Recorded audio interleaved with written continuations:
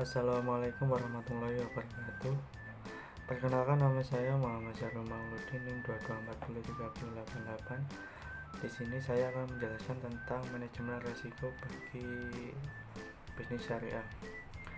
Risiko merupakan bagian yang tidak terpisahkan dengan kehidupan, karena setiap aktivitas pasti mengandung risiko. Sama halnya dalam usaha, risiko tidak lepas dalam kegiatan operasionalnya, sehingga diperlukan manajemen risiko di dalam sebuah lembaga atau perusahaan. Untuk lebih jelasnya saya sampaikan melalui PPT berikut.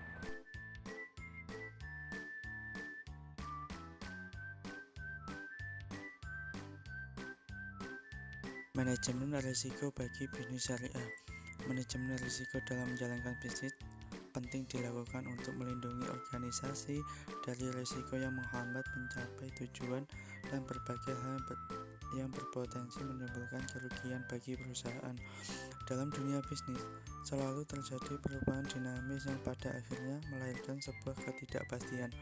Dari ketidakpastian inilah timbul risiko yang berbuntut pada konsekuensi yang tidak menguntungkan. Ketidakmampuan manusia dalam memprediksi hal-hal yang terjadi di masa yang akan datang membuat aktivitas manusia senantiasa mengandung risiko. Ketidakpastian ini, seperti halnya risiko, tentu saja tak dapat ditiadakan meskipun dalam manajemen terbaik sekalipun.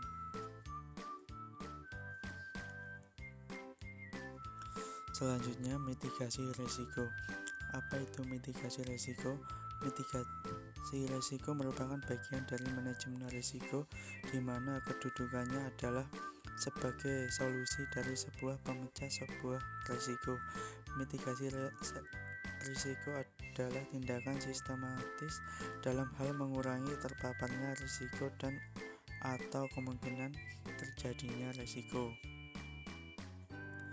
Selanjutnya, tujuan mitigasi risiko. Mitigasi risiko bertujuan untuk mengeksplorasi strategi respon risiko atas sesuatu yang berisiko, diidentifikasikan dalam analisis risiko kualitatif dan kuantitatif.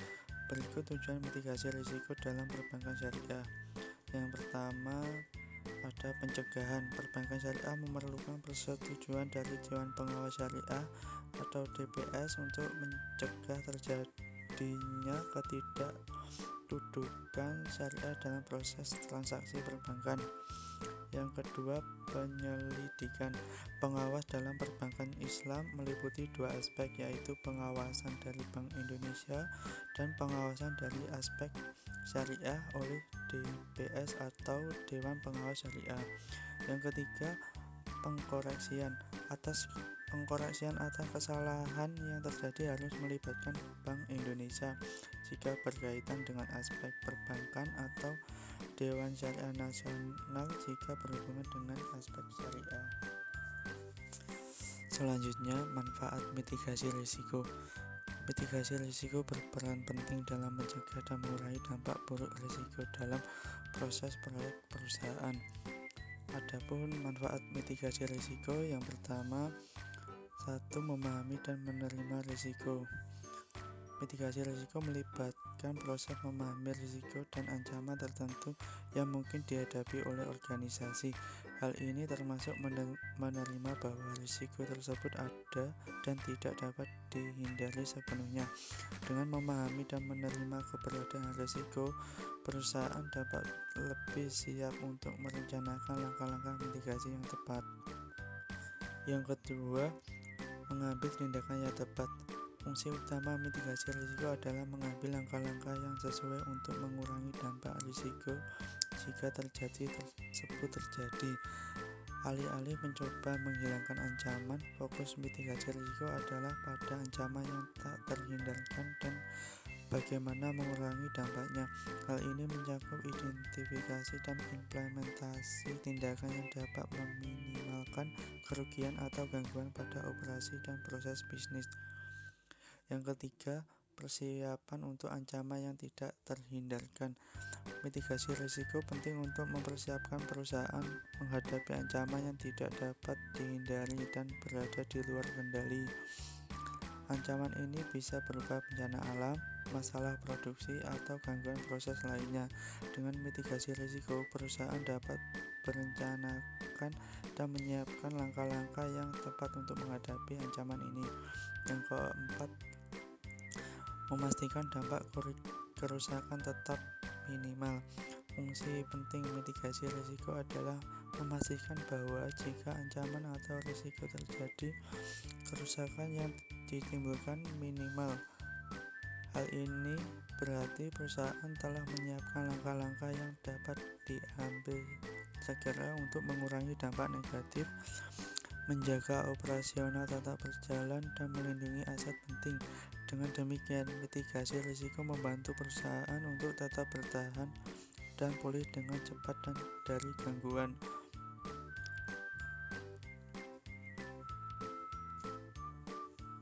Selanjutnya, BMT Bina Umat Sejahtera.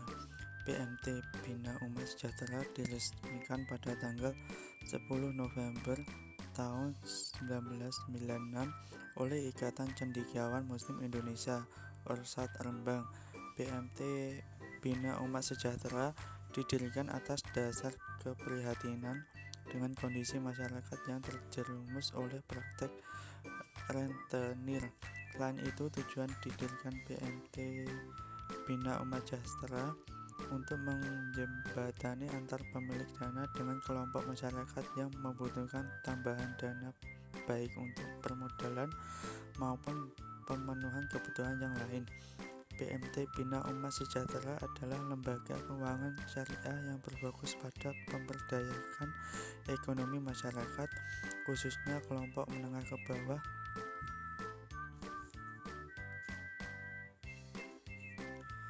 Adapun visi misi BMT,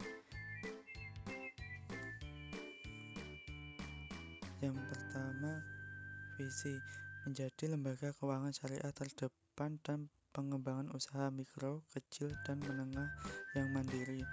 Adapun visi BMT Bina Umat Sejahtera, yang pertama, membangun lembaga keuangan syariah yang mampu memperdayakan jaringan ekonomi mikro syariah sehingga menjadi umat yang mandiri.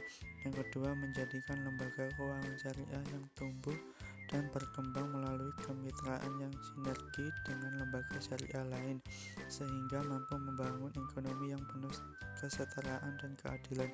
Yang ketiga, mengutamakan mobilisasi pendanaan atas dasar ta'awun dari golongan aghnia untuk disalurkan ke pembiayaan ekonomi mikro, kecil, dan menengah, serta mendorong terwujudnya manajemen zakat, infak, sedekah, dan wakaf guna mempercepat proses menyejahterakan umat sehingga terbebas dari dominasi ekonomi ribawi. Yang keempat, mengupayakan peningkatan permodalan sendiri melalui penyertaan modal dari para pendiri, anggota, pengelola, dan segenap potensi umat sehingga menjadi lembaga keuangan syariah yang sehat dan tangguh. Yang terakhir, mewujudkan lembaga yang mampu memperdayakan, membebaskan, dan membangun keadilan ekonomi umat sehingga mengantarkan umat Islam sebagai konglomerat umat.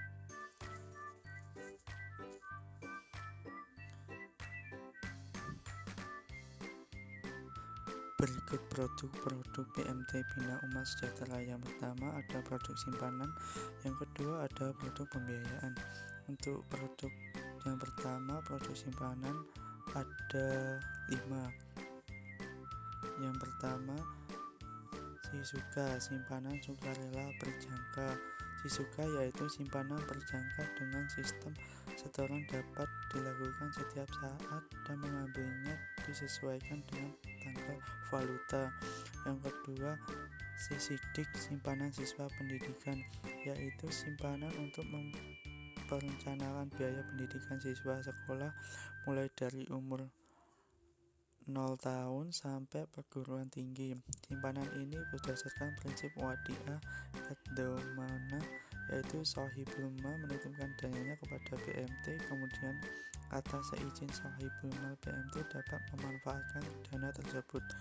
Yang ketiga, sirela, simpanan sukarela lancar, yaitu produk simpanan yang dikelola berdasarkan prinsip mudharabah, yaitu anggota sebagai shahibul mal sedangkan BMT sebagai mudharib. Atas kerjasama ini berlaku bagi hasil dengan nisbah yang telah disepakati di muka, yaitu 30% banding 70%. Yang keempat, siahur, simpanan akikah dan kurban, yaitu simpanan anggota yang dialokasikan untuk niat berakikah maupun berkorban. Yang terakhir ada si haji, simpanan haji, simpanan bagi anggota yang berencana menunaikan ibadah haji.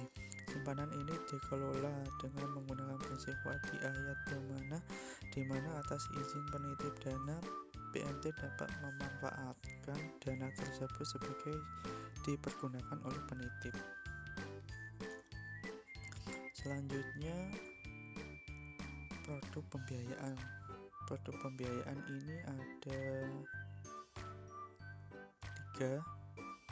Yang pertama, pembiayaan mudharabah atau modal kerja merupakan produk layanan pembiayaan dari BMT BUS, diperuntukkan bagi calon anggota atau anggota yang memerlukan tambahan modal kerja untuk mengembangkan usahanya.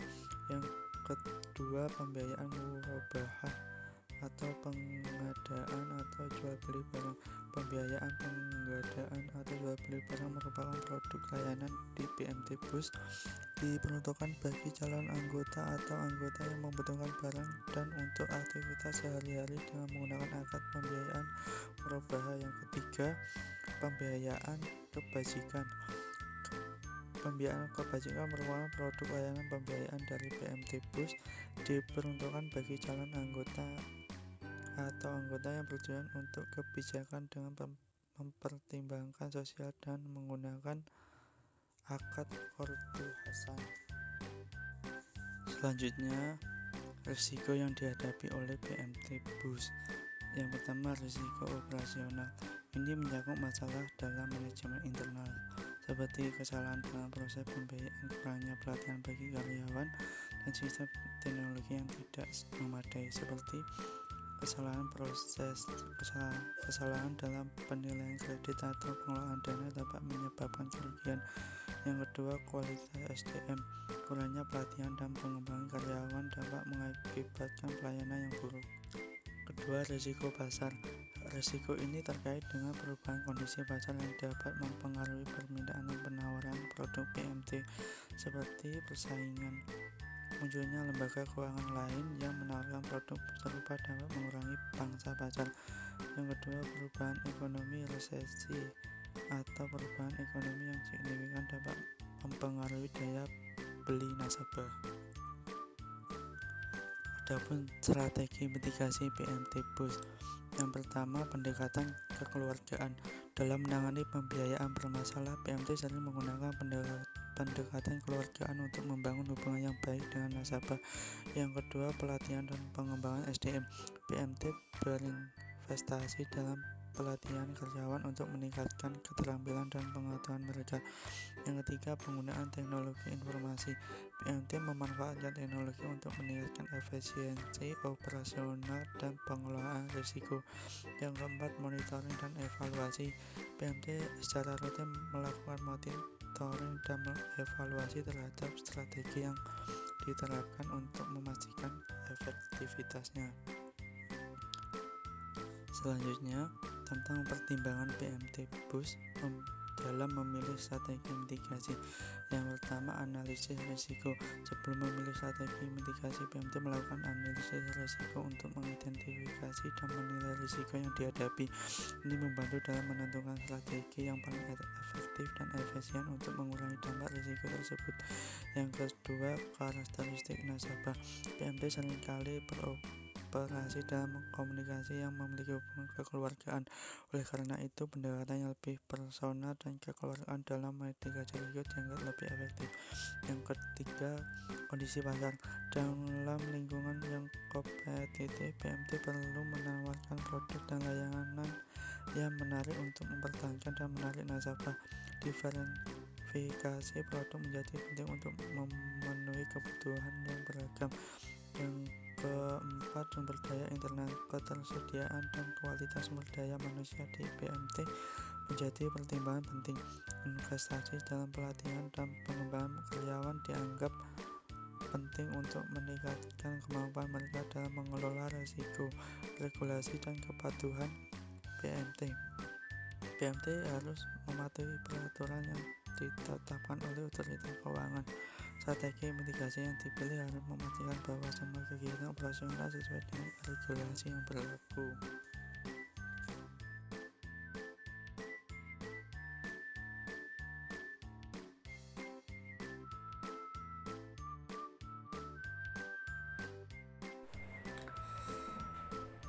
Sekian penjelasan dari saya.